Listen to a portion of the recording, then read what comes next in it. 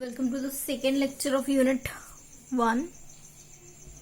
तो हमने इसके पहले देखा था conservation of linear momentum, angular momentum, energy. इसके आगे थोड़ा मूव करते हैं। तो यहाँ पे the total kinetic energy of the system. देखिए, जो टोटल काइनेटिक एनर्जी जो है वो क्या रहेगी, एक तो सेंटर ऑफ मास पे जो सिस्टम है वो, और बाकी के जो पार्टिकल्स है उन सारे पार्टिकल्स का सम। ठीक है, the total kinetic energy of the system is the sum of the kinetic energy of the total mass concentrated at the centre. Centre पे जो मास कॉन्सेंट्रेटेड है उसका sum and kinetic energy of the system about the centre of mass G. यानी क्या कह रहा है कि अगर आपका सेंटर ऑफ मास जी है तो सेंटर ऑफ मास पे जितने भी पार्टिकल है उसका काइनेटिक एनर्जी का सम लोगे, और उसके बाजू के जो बाकी के जितने भी काइनेटिक एनर्जी, जितने भी पार्टिकल है उन सब का सम करके जो आप एनर्जी का जो सम करोगे वो आपको क्या देगी, टोटल काइनेटिक एनर्जी देगी। ठीक है, यानी एक तो पहले सेंटर ऑफ मास पे जो है पार्टिकल्स उनका सम, और उनके बाजू में उनके बाकी जितने भी पार्टिकल्स है उनका सम करोगे तो आपको टोटल काइनेटिक एनर्जी का सम मिल जाएगा। ठीक है, नेक्स्ट दे रहा है कि if the external and internal force are both conservative. अगर आपका जो इंटरनल फोर्स अनचेंज्ड है, एक्सटर्नल फोर्स अनचेंज्ड है, तो इसका मतलब क्या हुआ कि आपको जो टोटल पोटेंशियल एनर्जी जो है उसको आप क्या कर सकते हो, उसको एक फॉर्म में एक्सप्रेस कर सकते हो, और वो फॉर्म क्या है, V equal to summation I V I plus half I J V J. यानी क्या कह रहा है कि इंटरनल एनर्जी को आप लिख सकते हो और उस इंटरनल एनर्जी पे एक्ट होने वाले फोर्सेस को आप इस तरीके से लिख सकते हो। ठीक है, ये उतना इम्पोर्टेंट नहीं है। नेक्स्ट है energy conservation theorem. Energy conservation theorem क्या कहेगा कि अगर आपका इंटरनल फोर्स और एक्सटर्नल फोर्स जो है वो कंजर्वेटिव है तो इसका मतलब क्या हो कि टोटल एनर्जी जो है वो कंजर्वेटिव है। ठीक है, if the internal and external force of acting on the system of particle is conservative then the total energy of the system is conservative. तो ये पॉइंट आपको याद रखनी है। नेक्स्ट है डिग्री ऑफ फ्रीडम। अब डिग्री ऑफ फ्रीडम किसे कहते हैं? ठीक है, डिग्री ऑफ फ्रीडम एक ऐसी क्वांटिटी होती है जो उस पार्टिकल का पोजीशन जो है वो कम्प्लीटली वेरीफाई करने के लिए, कम्प्लीटली बताने के लिए यूज की जाने वाली क्वांटिटी होती है। जैसे अगर आप 2 डायमेंशनल स्पेस में हो तो 2 डायमेंशनल स्पेस में आपको 2 कंपोनेंट्स चाहिए किसी भी पार्टिकल को रिप्रेजेंट करने के लिए, पर अगर आप 3 डायमेंशनल स्पेस में हो तो दैट मीन्स कि आपको 3 कंपोनेंट चाहिए उस पार्टिकल को रिप्रेजेंट करने के लिए।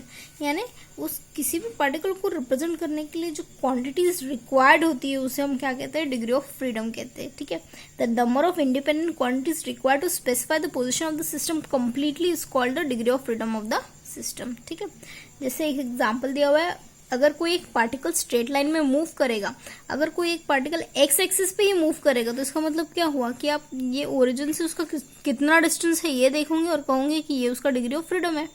ठीक है, particle moving along straight line has 1 degree of freedom, एक ही डायरेक्शन में मूव हो रहा है, तो इसका इतना लोकेशन आप बता के क्या कहोगे कि ये उसका डिग्री ऑफ फ्रीडम है। ठीक है, a simple pendulum has 1 degree of freedom. ठीक है, अगर कोई पेंडुलम है तो ये सिर्फ एंगल का चेंज कर रहा है, दैट मीन्स कि उसका क्या है, 1 डिग्री ऑफ फ्रीडम है।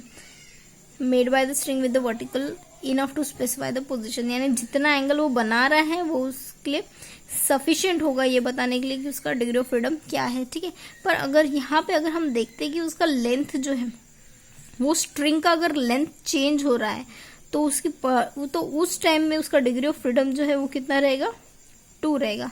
पर अगर लेंथ जो है वो कांस्टेंट है तो हम क्या कहेंगे, डिग्री ऑफ फ्रीडम जो है वो कितना है, 1 रहेगा। ठीक है, अगर एक सिंपल पेंडुलम का लेंथ कांस्टेंट है तो डिग्री ऑफ फ्रीडम 1 से डिफाइंड हो जाएगा, पर यहाँ पे उस पेंडुलम का लेंथ अगर चेंज हो रहा है तो दैट मीन्स कि यहाँ पे डिग्री ऑफ फ्रीडम कितने लगेंगे, 2 लगेंगे। एक तो पहले उसका लेंथ का और ऊपर दूसरा उसका एंगल का। ठीक है, तो यानी यहाँ पे लेंथ जो है कांस्टेंट है या फिर वेरी कर रहा है तो उसके हिसाब से भी डिग्री ऑफ फ्रीडम अप्लाई हो रहा है। ठीक है, अब particle moving in space has 3 degree of freedom. अगर कोई पार्टिकल स्पेस में मूव कर रहा है, स्पेस में 3 डायमेंशन है, दैट मीन्स उसके पास हमें 3 कोऑर्डिनेट चाहिए उस पार्टिकल को लोकेट करने के लिए।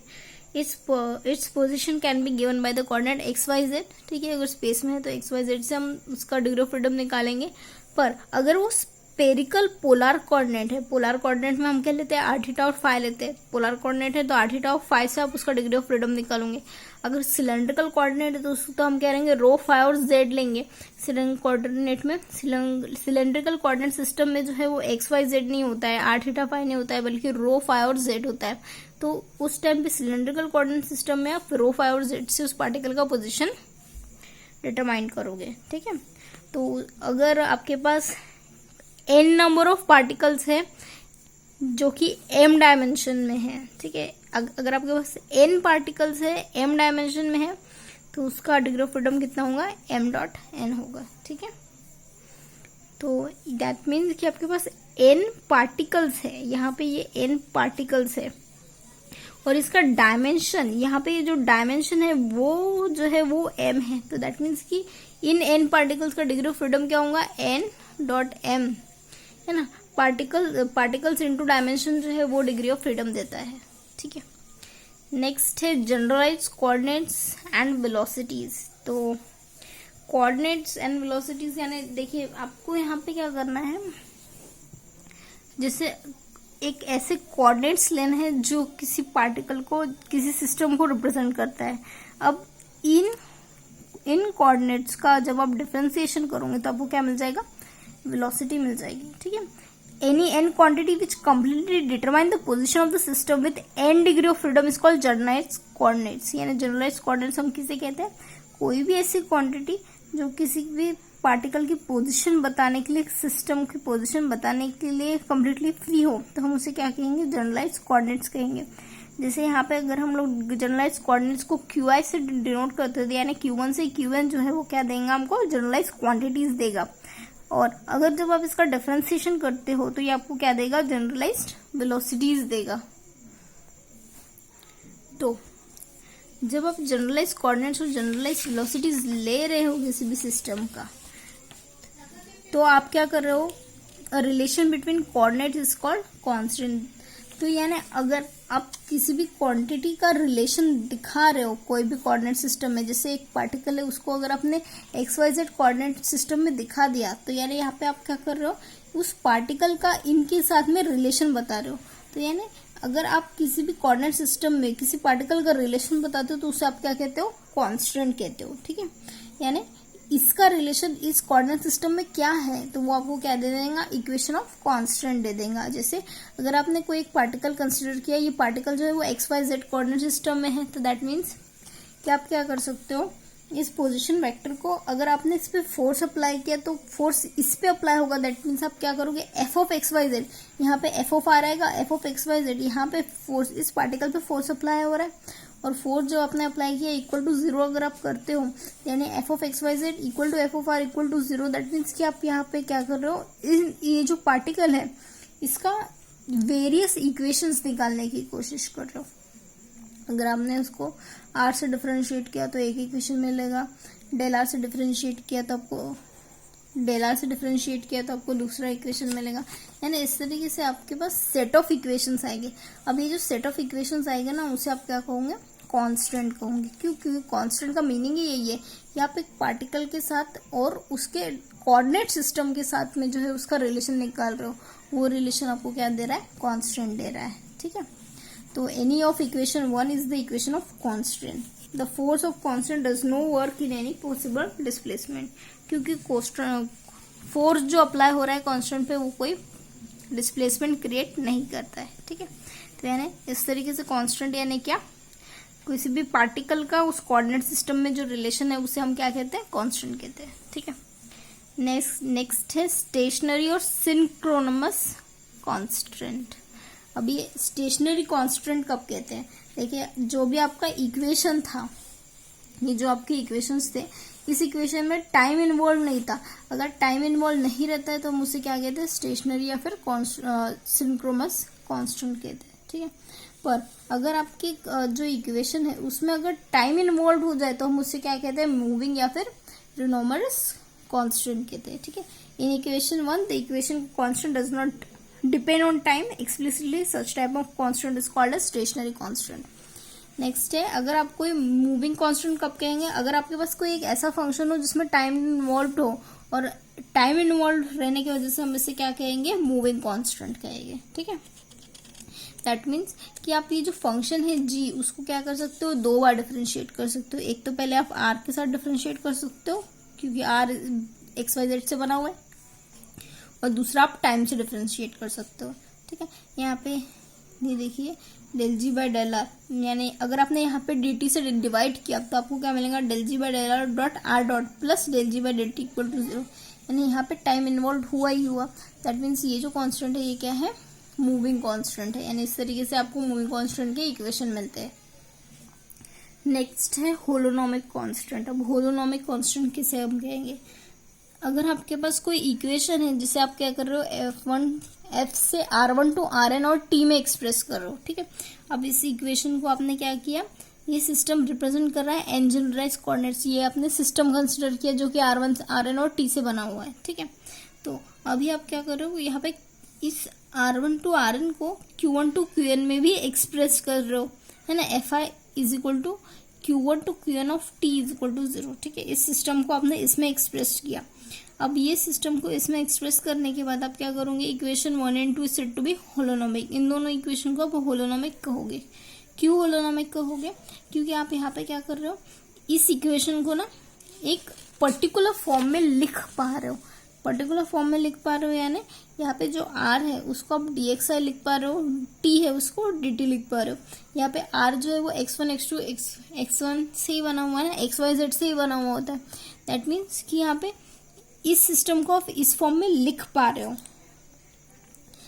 इस सिस्टम को आप इस फॉर्म में लिख पा रहे हो, और इस सिस्टम को भी आप इस फॉर्म में लिख पा रहे हो। क्यों, क्योंकि यहाँ पे Q1 टू Qn है इसलिए आपने dqi लिखा, t है तो dt लिखा। दैट मीन्स ये टोटल यहाँ पे 1 to n number of particles है, तो आप यहाँ पे jth पार्टिकल पे अप्लाई होने वाला फोर्स अप्लाई करके इस फॉर्म में इक्वेशंस को लिख रहे हो। दैट मीन्स कि आपके पास क्या है, ऐसे नॉर्मल सिस्टम है, इस नॉर्मल सिस्टम को समेशन के फॉर्म में लिख पाते हो। यहाँ पे आप क्या देखोगे कि ए और बी जो है वो क्या है, कांस्टेंट है। ठीक है, A and B are the function of x1 to xn और q1 टू qn। तो ये जो इक्वेशन 3 है ये इसे हम क्या कहेंगे, होलोनोमिक कांस्टेंट कहेंगे। इन दोनों इक्वेशंस को हम क्या कहेंगे, होलोनोमिक इक्वेशंस कहेंगे, जिसमें ए और बी जो है वो कांस्टेंट है और क्या है, इंटीग्रेबल है, आप इसको इंटीग्रेट कर सकते हो। देखो अगर आपके पास ऐसे कांस्टेंट आते हैं जिसको आप इस फॉर्म में एक्सप्रेस कर नहीं सकते हो, तो आप ऐसे कांस्टेंट को क्या कहोगे, नॉन होलोनोमिक कांस्टेंट्स कहोगे। ठीक है, क्योंकि कोई भी इक्वेशन को आप इंटीग्रेशन के फॉर्म में एक्सप्रेस नहीं कर पा रहे हो, दैट मीन्स कि वो क्या है, नॉन होलोनोमिक कांस्टेंट है। नॉन होलोनोमिक कांस्टेंट यानी क्या होगा, जिसको आप इंटीग्रेट नहीं कर पाओगे। यानी यहाँ पे जो ए और बी है वो नॉन इंटीग्रेबल क्वांटिटीज रहेगी। ठीक है, यानी अगर आपके पास कोई फंक्शन है उसे आप एक पर्टिकुलर फॉर्म में एक्सप्रेस कर रहे हो और ये पर्टिकुलर फॉर्म जो है वो इंटीग्रेबल है इसलिए हम इसे क्या कहेंगे, होलोनोमिक कांस्टेंट है। अगर ये नॉन इंटीग्रेबल है तो हम इसे क्या कहेंगे, नॉन होलोनोमिक कांस्टेंट। जैसे एग्जांपल दिया हुआ है कि अगर आप कोई बीड लेते हो, जैसे अगर आपके पास कोई माला में मोती पिरोना है तो आप क्या करोगे, मोती को डाल दोगे तो आपके पास क्या होगा, होलोनोमिक कांस्टेंट होगा। बीड यानी मोती होता है। A bead sliding along the wire the constraint is holonomic, क्योंकि उसका मोशन जो है वो स्मूथ होता है। ठीक है, a particle rolling on the surface of sphere the constraint is holonomic. जब आप किसी पार्टिकल को सरफेस, स्फीयर के सरफेस पे, जैसे यहाँ पे कोई पार्टिकल है उसको ऐसा मूव करोगे तो वो क्या होगा, होलोनोमिक कांस्टेंट कहलाएगा, क्योंकि वो टोटली उस सरफेस को टच करके मूव होगा, तो वो होलोनोमिक कांस्टेंट कहलाएगा। ठीक है, a particle is placed on the top of the sphere and allowed to roll down under the gravitational field. अगर किसी पार्टिकल को आप क्या कर रहे हो, यहाँ पे रख रहे हो और अंडर द ग्रेविटेशन फोर्स इसको मूव करने जा रहे हो, तो वो क्या होगा, यहाँ तक तो जाएगा और उसके बाद में सीधा मूव इस तरीके से होगा, role down under the gravitational field. तो इसका मतलब क्या हुआ, इस सरफेस से इसका कॉन्टैक्ट छूट गया, है ना। A particle is placed on the top of the sphere and is allowed to roll down under gravitational field. The particle will roll down the surface of the sphere and at some time then it will leave the surface. ये spear के surface को ये particle छोड़ देगा, तो इस time पे जो हमारा कांस्टेंट रहेगा वो क्या रहेगा, नॉन होलोनोमिक कांस्टेंट रहेगा, क्योंकि उसने अपने सरफेस का साथ छोड़ दिया। है ना। जो सरफेस के अंदर रहता है तो हम उसे क्या कहते हैं, होलोनोमिक कहते हैं। जो सरफेस को छोड़ देता है उसके लिए हम नॉन होलोनोमिक वर्ड यूज कर लेते हैं, ठीक है। नेक्स्ट डेफिनेशन है प्रिंसिपल ऑफ वर्चुअल वर्क। अब वर्चुअल वर्क में आपने देखा था डेल आर आई जो था वो क्या था, वर्चुअल डिस्प्लेसमेंट था। तो वर्चुअल वर्क कैसा रहेगा, f i dot del r i करोगे तो वर्चुअल वर्क मिल जाएगा। और virtual work is equal to 0 करोगे, डेल डब्ल्यू i is equal to virtual work equal to 0 रहेगा, ठीक है। प्रिंसिपल वर्चुअल वर्क का क्या कहता है कि नेसेसरी एंड सफिशिएंट कंडीशन किसी भी पार्टिकल को इक्विलिब्रियम में या फिर सिस्टम को इक्विलिब्रियम में रहने के लिए क्या है कि उसका जो वर्चुअल वर्क डन है वो क्या होना चाहिए, सारे सिस्टम का 0 होना चाहिए। यानी कोई भी पार्टिकल या फिर कोई भी सिस्टम इक्विलिब्रियम में रहता है तो दैट मीन्स कि उसका वर्चुअल वर्क डन जो है वो क्या होना चाहिए, 0 होना चाहिए। यानी डेल डब्ल्यू आई इज इक्वल टू 0 रहना चाहिए। ये क्या है, principle of virtual work done है। इसी के वेस्ट जो है वो डी एल एम्बर्ट का प्रिंसिपल बना हुआ था कि डी एल एम्बर्ट ने क्या कहा था कि जितना भी अगर आप virtual force applied on the system उसमें से rate of change of momentum को सब्सट्रैक्ट करोगे तो आपका जो फोर्स मिलेगा वो क्या रहेगा, 0 रहेगा, ठीक है। ये डी एल एम्बर्ट का प्रिंसिपल है। The virtual work on a mechanical system for which the virtual work of the forces constant vanishes.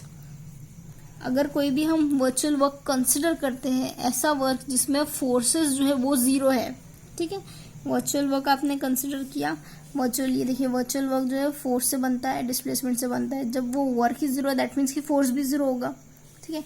तो वही कह रहा है कि अगर आप एक ऐसा वर्चुअल वर्क कंसिडर करते हैं, वर्चुअल वर्क कंसिडर किया, इसका मतलब क्या हुआ कि फोर्सेस जो है वो क्या है, 0 हो रहे हैं।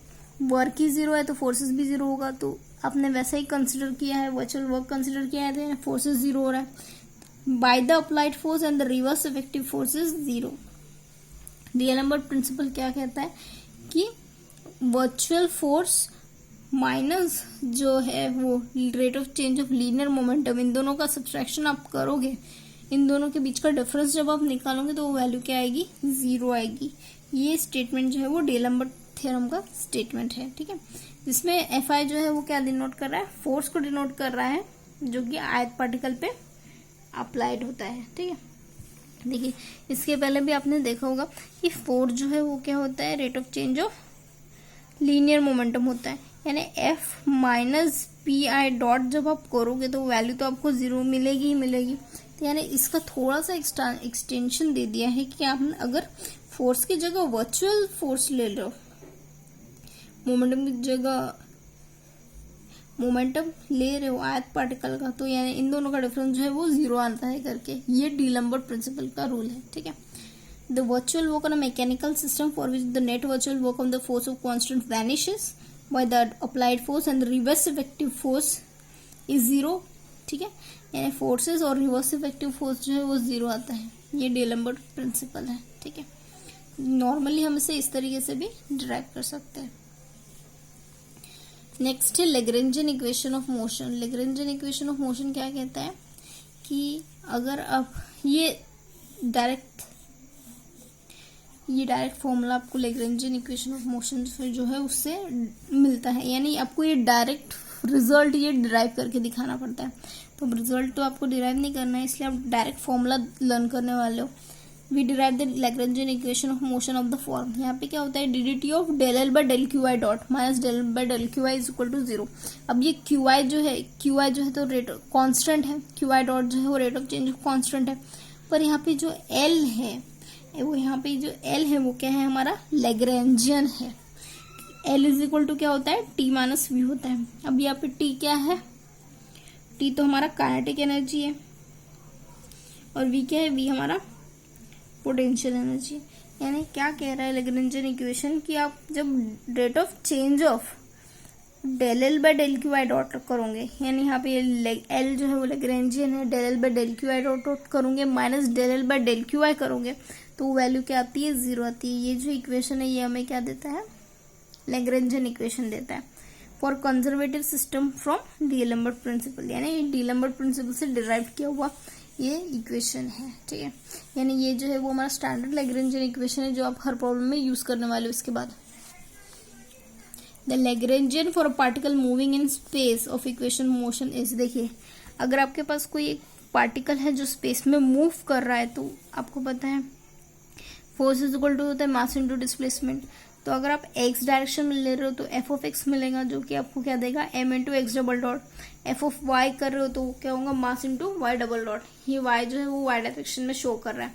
यानी अगर आप लैग्रेंजियन निकालते हो किसी भी पार्टिकल का जो स्पेस में मूव कर रही है तो वो क्या होता है F of X is equal to क्या होता है M into X double dot होता है। F of Y is equal to क्या होता है M into Y double dot होता है। F of Z is equal to क्या होता है M into Z double dot होता है। ठीक है, यानी कोई भी पार्टिकल अगर स्पेस में मूव करती है तो वो ये तीनों इक्वेशन जो है वो फॉलो करती है अलोंग एक्स वाई और जेड डायरेक्शन में।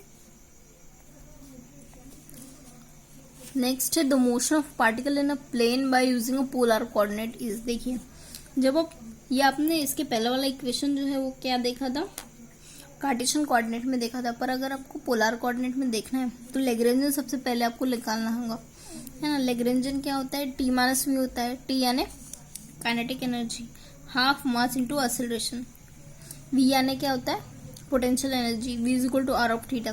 देखिए आप यहाँ पे क्या ले रहे हो पोलर कोऑर्डिनेट में ले रहे हो। पोलर कोऑर्डिनेट में क्या होता है आर होता है और थीटा होता है, यानी पोटेंशियल एनर्जी काइनेटिक एनर्जी जो है वो पार्टिकल की ये होती है, आपको पता होनी चाहिए। तो ये चीज आपको लर्न करनी है। वी जो है वो इन टर्म्स ऑफ आप पोलर कोऑर्डिनेट में हो तो आर थीटा रहेगा। ठीक है, आप क्या कर रहे हो यूजुअली आप सिर्फ लैग्रेंजियन निकाल रहे हो। तो लैग्रेंजियन यहाँ पे दो तरीके से निकलेगा। पहले तो आर से निकलेगा क्योंकि आर उसका क्या है कोऑर्डिनेट्स है। यहाँ पे पोलर कोऑर्डिनेट में दो चीजें होती है आर थीटा और फाई। तो यहाँ पे आर यूज कर रहे हो इसलिए आर आएगा और यहाँ पे थीटा यूज कर रहे हो इसलिए थीटा आएगा। ठीक है, यानी यहाँ पे लैग्रेंजियन आर इक्वेशन में आप क्या करोगे D D T of del L by del are dot minus del L by del R is equal to 0 करोगे। ठीक है, और थीटा में क्या होगा D D T of del L by del theta dot minus del L by del theta is equal to 0। That means कि आप equation को यहाँ पे del L by del are dot जो है वो इसी इक्वेशन से निकालोगे। देखिए जैसे यहाँ पे थीटा डॉट वाला ये एक ही टर्म है, कोई और टर्म तो है नहीं। तो अगर आपको del L by del are dot निकालना है तो आप कैसे निकालोगे इसका डिफरेंशिएशन तो 0 हो जाएगा। इसका डिफरेंशिएशन आप जब करोगे तो 2 टाइम्स थीटा डॉट आएगा, है ना। तो यानी यहाँ पे ये वैल्यू क्या बचाएंगे M into R square into theta dot बच जाएगा। ठीक है, तो जब आर डॉट का इक्वेशन आपको सिर्फ यही है तो सिर्फ उसी का डिफरेंशिएशन आप करोगे तो एम इंटू आर डॉट मिलेगा यहाँ से और माइनस एज इट इज लिखोगे। अब del R by del R करोगे, ये लैग्रेंजियन को with respect to R differentiate कर रहे हो तो आपको क्या देखिए ये आर वाला टर्म्स ये है। ठीक है, आर वाला टर्म सिर्फ यही है और आर वाला टर्म्स ये है। तो यानी यहाँ पे आपको दो चीजें मिल रही है।